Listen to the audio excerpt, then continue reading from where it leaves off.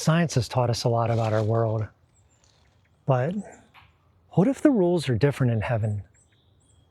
I think it's hard to imagine the greatness of heaven because we can't help but relate it to what we already know. Let's start with gravity. It's caused by the mass of the Earth, and it holds everything on Earth. Everything here has adapted to this constant force. If it suddenly increased, we couldn't walk, and birds couldn't fly. If it suddenly stopped, everything would float away. But it doesn't, because the size of the Earth is stable. So Earth's gravity is stable.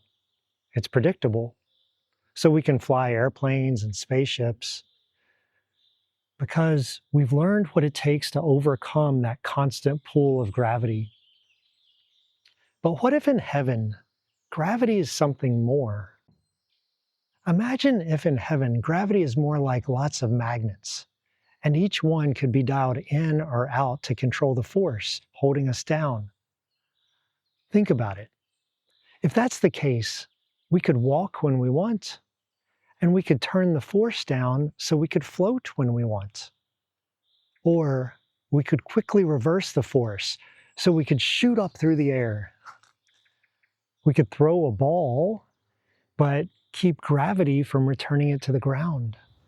It could just keep going straight ahead as long as we wanted. We all know how long it takes to walk a mile, drive to the other side of the country, or fly to the other side of the world. If you do it today or you do it next year, it'll take about the same time because distance doesn't change. What if in heaven it could? I think heaven's going to be endless. So I feel like there's got to be a way to travel quickly.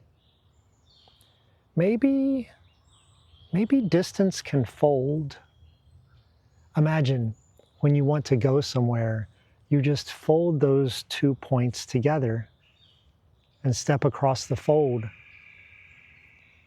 When you want to return, you just step back across the crease and then unfold again. The place you were disappears out of sight. I think dialing gravity up or down and folding distance in or out is great because they'll open up so many possibilities and experiences for us. But this next one, it's even more special.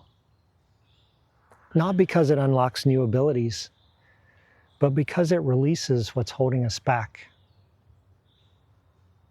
Time. On Earth, time allows growth.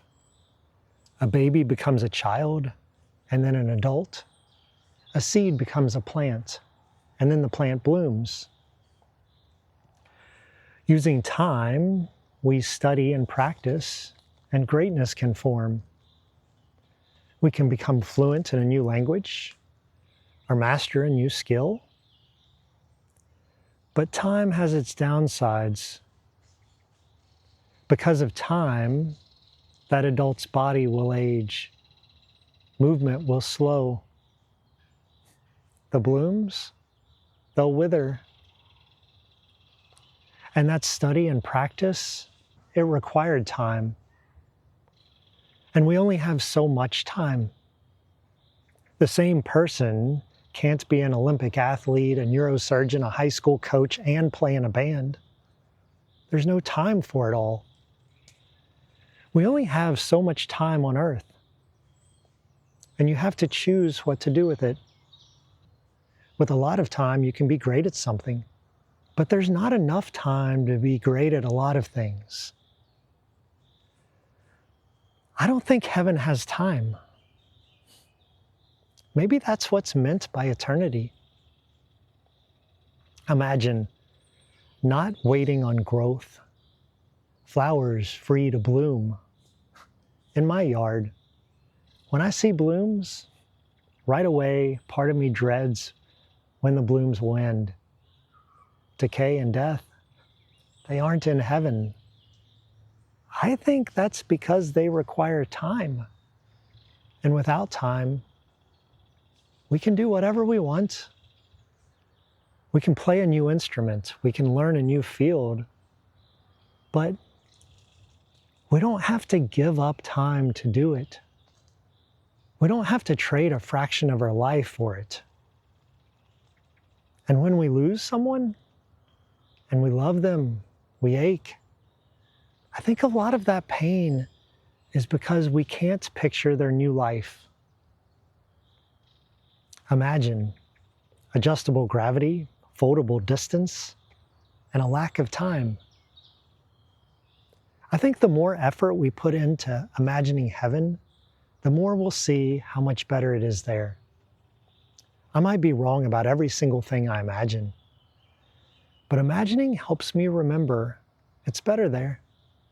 And the more I remember that, the less I hurt from loss, and the less I get bothered by all the bad stuff on earth. I hope the same for you. Imagine with me. I'll be here regularly. Loss doesn't have to hurt.